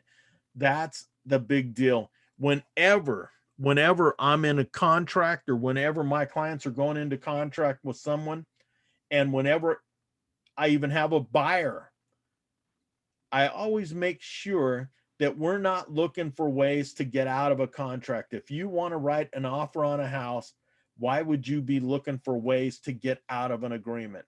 I tell my clients, if you're looking for ways to get out of an agreement, then don't write the offer. It's not good for either one of us. Make sure that we understand that. Make sure that your clients know that. Look for good, positive outcomes. We want win-wins. We don't want to get into an agreement 15 days later just to pull out because I found something I didn't like. If you don't like the house and you don't want it, let's get out now. Let's not even write the contract. We got to make sure that we have a full agreement with our clients. Do not let your clients write an offer and look for ways to get out. We're looking for ways to make things happen. If you're writing an offer and something pops up, if you decide to have a further inspection on something and it's really bad and you're saying, I can't overcome this, okay, you've got an out. But don't just be looking for outs. Look for a way to close the deal. Look for a way for your clients, and make sure that your clients are doing this. Make sure that they're looking for things that say, yes, this is the house. This is what we want. We want a win-win deal. Control what you say to anyone involved in the transaction. If you create anxiety in your clients or other parties, you are reducing their leverage in negotiations. I don't want to create anxieties in my clients, and I do not want my clients creating anxiety in me. I want to do the best job that I can for them. I want to make sure that I'm open and honest with them, and I want to make sure that we do the best deal that we can. Continually refer back to their motivation. Why does your client want to buy a house? Why does your client want to sell their home? What is it that they are looking to do? Is it moving to a bigger house? Is it moving to a smaller home? Is it looking to be near parents or near children? What's the motivating factor for selling the home? We always have to draw them back in, and that starts at the beginning when you are interviewing your clients. Make sure that they understand exactly. Make sure that you understand exactly what they want. And that calls for great questioning at the beginning, getting to know your clients, getting to know what their wants are, what their needs are. Why do you want to sell? How important is that to you? Why is that important to you? Make sure that you understand, and then be able to turn right back to those when things sometimes get a little hairy. Said, so you don't want to move to that bigger house? So you do not want to move closer to your parents? You do not want to move closer to your children? I just want to make sure that I understand, because this was the original reason that you're going to sell. Has something changed? Let me know. Don't reveal too much. Listen more than talk. Keep your client's motivation close to your chest. Do not violate your client's trust. Do not ever tell the other side. If you're representing the sellers, do not let the buyers know what their negotiation is. And a lot of people will ask, a smart realtor will ask, why are your clients moving? If it's not a big deal, say, oh, you know what? They want to get out of this area. They have lived here for 40 years and they decided, hey, we want to retire elsewhere. And so they're looking for a place to retire to. If it's something like that, that's fine. But if it's something that says, hey, we need to get out of here, no matter what, we got to get this done. We don't want to give away any of our clients' thoughts. We want to keep that close to the vest. Don't be attached to the outcome. You'll do hundreds or thousands of transactions in your career, and there is no way you can get everything you and your clients want all the time. Don't let it affect your mindset if a deal doesn't go through or if your clients don't act on your recommendation. Find a different win for your clients. As a realtor, and as if you want to be in this business for a long time, that's probably one of the best pieces of advice that you can get. Do not be attached to the outcome. If you're attached to the outcome, it can destroy you. It can leave you destroyed for days, if not weeks and months. I have watched some people that over my nearly 15 years, watched some people that took a loss and they walked away from the business. They had big businesses, but they got so tied up in wanting to win everything, and then they just couldn't do it. They just couldn't stand the pain. My wife has asked me many, many times, I don't know how you can do this. I don't know how you can get into a contract and all of a sudden it blow up and you're not concerned about it. Well, it's not that I'm not concerned about it, but I can't let myself be tied into the results. Hey, I'm extremely happy when a deal closes, but when something blows up, I can't let myself be so tied up into it that it tears me apart. And I have just watched this happen way too many times. Don't be tied to the outcome. Don't let yourself get tied up into it. That's an important piece to hold on to, no matter what's going on, because sometimes it is a real struggle. I was on vacation one time. I was in the middle of Wyoming and got called up and said, hey, I need to make sure that we're able to get our house listed within the next week. We need to get this done. So when you get back into town, the first thing you need to do is come over and see me and let's get an agreement signed. And I got over to the person's house. When I got back into town, after shortening my vacation to make sure that we were able to do this, one of the worst things that I could ever do, and the person was already in contract and already had a sign out in the front yard. And I had rushed myself, not taking the time to enjoy what I was doing. And that was the last time. That was the last time that I ever let that happen. And this was a person that I knew really well, but I wasn't there quick enough. I'm going, hey, stuff happens. And I think it was Renee that actually reached out to me and said, hey, this person really needs to talk with you. They can't get in touch with you. Aww. And that happened. So it's been, that's probably been 8 or 9 years ago. And that was the last time that any deal that I've ever been attached to an outcome, which didn't happen. So learn from others that have been there. Do not be attached to an outcome. Please, for your own self, for your own good. Now, finalizing the contract. While this is not a course on real estate contracts, refer to your market center for additional information. The circumstances under which a contract will become active or in effect, what buyers must do to, over the course of the specified contract, make sure that you're following everything, whether you're using a transaction coordinator. And I suggest, and one of the ways that I learned is not to use a transaction coordinator for my first couple of deals. So I knew exactly what was happening so that I was in control of it. I had a mentor. I could see exactly what was going on. It depends on you and what your personal perspective is. If you want somebody else to handle the whole thing, I wanted to learn and make sure that I could handle everything myself before I turned it over.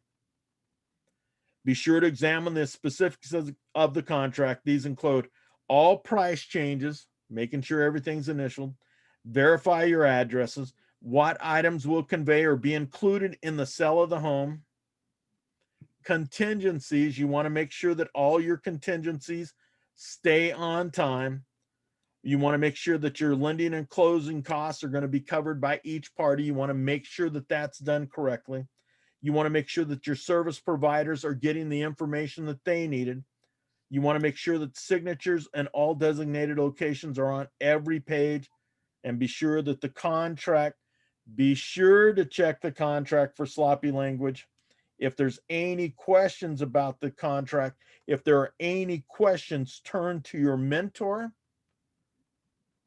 turn to your team leader, or turn to your broker. Make sure that any contract that you get into, the language is clear. The language is clear. You want to make sure that you are putting together a contract that is going to be legally binding. Unless you are an attorney here, and all of our contracts are written by attorneys, too many of them, we want to make sure that everything has gone over, whether it's your mentor, whether it's your team leader. If you change something in the contract and you are not sure to the effect of which it's been written, make sure you're checking with your mentor, make sure you're checking with your team leader or your broker. You want to make sure that whatever you have written is binding. You don't want to give somebody an out because of something that you've written in there that was not going to be binding to a sale. So, any questions here at the end? I'm going to end this a little bit earlier. We want to make sure that I'm watching your time, but any ahas or major points that we need to cover, or one thing that we want to cover.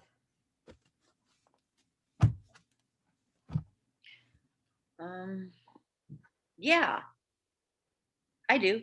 We kind of were touching base on social media and advertising and marketing.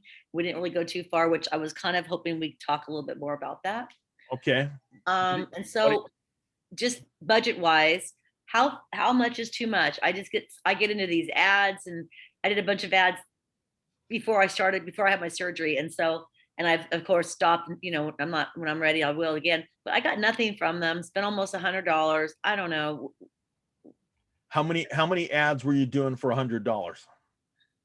I think it ended up being like week ads, week here, week there, like that. Okay. Number one is you need to be consistent. Okay. And that's the main thing. And they did talk about messaging, making sure that you're putting out a message. And that's one of the things that Renee can help you with. What's an effective message? Yeah. What should I put out there? I would say for most of our ads, we can put out $25 at a shot. I deal with some guys that say, you know what, if you're not putting out $1,000 a month, I said, well, I'm not in that ball game. I want to do $25 at a shot, and I want to keep myself to no more than a couple hundred in a month. But the main thing is we can do a lot of stuff for free. Yeah. You want to do as much as you can for free and take advantage of it. Now that's where you can talk with the guys that are running Command and learn more about the Facebook ads. You can do those for very, very little money. I just don't have a lot of faith in Facebook, but that's just me. What's that now? I just don't have a lot of faith in Facebook. Why not? I just don't. I don't know. It just seems to me, from what I've gathered, like a dating site. A dating site. Yeah, like everybody just, or everybody wants to message you with what they're doing. Nobody pays attention or listens to anything. It just seems like all I get is all these direct messages from everybody wanting them to help me with my business. Well, I don't, that's not what I'm out here for. Turn those away. Yeah, I do. Turn those away, and you can block those people. Oh, I do on a daily. I delete, block all day long, and it's just annoying. You know what I mean? I do know what you mean. So we have to turn off the noise. Yeah. And then we have to make sure that our message is specific. And there's ways to utilize Facebook where you can go to the audience that you're looking for. Yeah. And that's the thing. How do you know where it goes? You just don't know, and you don't see it because it doesn't go to your area. It's just weird. I don't know. It's just a weird. I'm not, No. You can specifically market to your area. yeah. And that's learning from the guys that do Facebook on a regular basis. Yeah. That's learning from the guys that are running the Facebook ads themselves. Turn over to them and ask that specific question, and they will help you to get that done. Know where you want to go. Okay. They can show you how to get there. Okay. Good to know. That is there. You can do specific areas in Facebook. You can, most of the time when I do something, I go to a radius in San Jose. Yeah. But I want to get more specific. I want to get specific to my zip code. Right. I want to get specific to my neighborhoods, and it can be done. And that's one of the things that I want to do. Honestly, I want to get better at myself in making sure that I'm only hitting the certain neighborhoods that I want to be there, because I am not concerned about other neighborhoods really. I live in the Alum Rock neighborhood. I'm right on the border of Evergreen and San Jose. I want to connect those neighborhoods and talk with them, because I have been here for 30 years and know these neighborhoods like the back of my hand. Now I need to learn Facebook like the back of my hand. Yeah. On that part where I can go directly to them. And we can do it through command. Not a problem. Well, I've got Real Concierge helping me. Okay. You know who that is? Do you know who they are? Oh, okay. Well, it's an outfit that our agency recommends, and they'll help with, like, I'm going to do a reverse bold ad with it. It's like a contest that we're learning from our bold classes. Okay. And you can do that through the command. So I'm going to do that. So I just wonder how much money you think though you should. I just, like, let's say I'm going to do this really good. It's a contest. It's a contest for lead gen, and I'm going to do it, and I'm going to put a prize out and run a contest, run a raffle. But how much should I spend? I don't think you should spend more than $25. That for a week? $25 for a week. For a week. So 75 for 3 weeks. I'm going to do 3 weeks. Okay. So $100 the most. Yep. Okay. Thank you. Absolutely. That's all I wanted. No, and you want to make sure though, learn how to get to your specific neighborhoods. Yes. Your specific zip codes. No, I know how to do all that. I do marketing. I do. Okay. Well, Facebook, for people that are looking to sell, Facebook is still number one. I know. I just don't like it. There's a lot of things not to like about it. Yeah, that's all. I'm like, it's like me. It's like, I like Walmart. I think it's fun. They have neat stuff, but I don't like their politics. You know, and I don't like, so I don't go there. Right. Okay. It's just like I understand that. Does that make sense? Yep. So I like Facebook for some things, lots of things I don't. Yeah. Who's this? William? Can I interject myself? Just sorry for a moment. I understand that that as the how, I guess, but I'm wondering if you could just drill down a little bit more on this idea of a message. I mean, are you talking about how you're branding yourself, or you know, or are you talking about who you're speaking to? You know, your market. If you're, you know, so this is a deal. Are you looking to brand? Are you looking to on that idea of a message? Okay. If you are looking to brand yourself, you need to do that. Looking to looking to the area that you want to get into, you got to make a message that's specific to those neighborhoods and to the people that live in those neighborhoods. But branding yourself is just getting your name out there and making sure that your information is out there. That's as simple as that. That is very simple to do. But if you are looking to get directly to a neighborhood, you have got to get, and you have to know who those people are, and then send a direct message to them. And it's all depending on the type of people that live in those neighborhoods. If you are going to a wealthier neighborhood, you got to make sure that the message is directed to them, what's going to be attracted to them. If you are in a working class neighborhood, you want to make sure that you are using language that's going to be attractive to them. And that's another thing that there are people that are teaching Facebook and advertising can help you do. Okay. Yeah, my neighborhood is kind of, it's the west side of Santa Cruz, but I am familiar with your neighborhood there in Alum Rock Evergreen. What is an example of your message to your market? Well, for me, I do several different things. I let people know what's going on in our neighborhoods. I send out weekly, I send out a message that's letting them know this is what's sold in the neighborhood. This is how many houses are on the market. Specifically to my neighborhood, I let them know this is the area that's selling right now. These are the prices that homes are going for. And I make sure that everyone's aware of that. And then I do a broader, on Mondays, I do a broader message where I send out a message for Santa Clara County, San Jose, and then Evergreen and Alum Rock, where I just do a generic message to say, this is what's happening in the area. But Nice. when I send, I've got a newsletter that I send out that I used to walk that is specific to our neighborhood, saying this is what's going on. These are the homes that have sold in the neighborhood. These are the homes that are active. If you are looking to sell, here is what we can look at and talk about. I just go ahead and reach out. I've been here for 30 years and know a lot of the folks around here. And I just put out a message that's directed our neighborhood, whether it's our schools, because I've had our children go through the school systems around here. I have become active in the schools again. I want to make sure that I can talk factually about what's happening in the neighborhood. This might be a little tangential to that, but I am familiar with your neighborhood. And how do you manage, like, I'll call it damage control, with regards to maybe the more negative aspects of certain neighborhoods? Hey, I let Because everyone know that, you know what?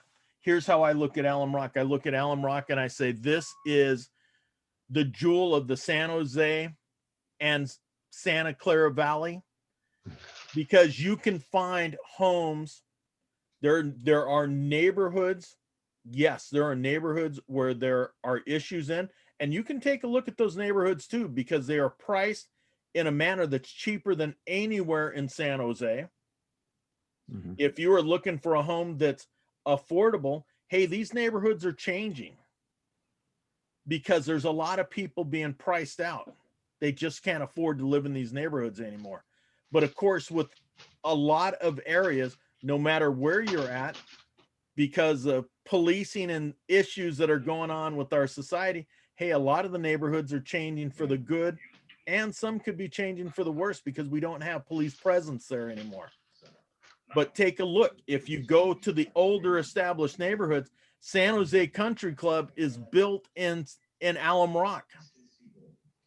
Right. And I let people know that the homes around Alum Rock are the homes around the San Jose Country Club. They are $1 million to multi-million-dollar homes. So there are some well-established, beautiful neighborhoods in Alum Rock. There are also those neighborhoods that, hey, if you're looking for a less expensive home, if you want a home for under $800,000 in San Jose, this is where you're going to need to look. Because you can't, realistically, in San Jose, there is nowhere that you can get a home for $800,000 or less. Anywhere in San Jose, even in Alum Rock. So, hey, I just say we're in a changing time, and San Jose is not becoming any more affordable. And I've got a lot of friends, unfortunately, have had to leave because they just can't afford the housing anymore.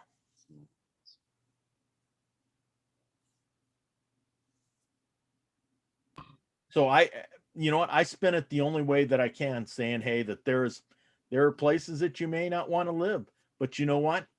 If you are working from home now, there are beautiful homes in the Alum Rock neighborhoods.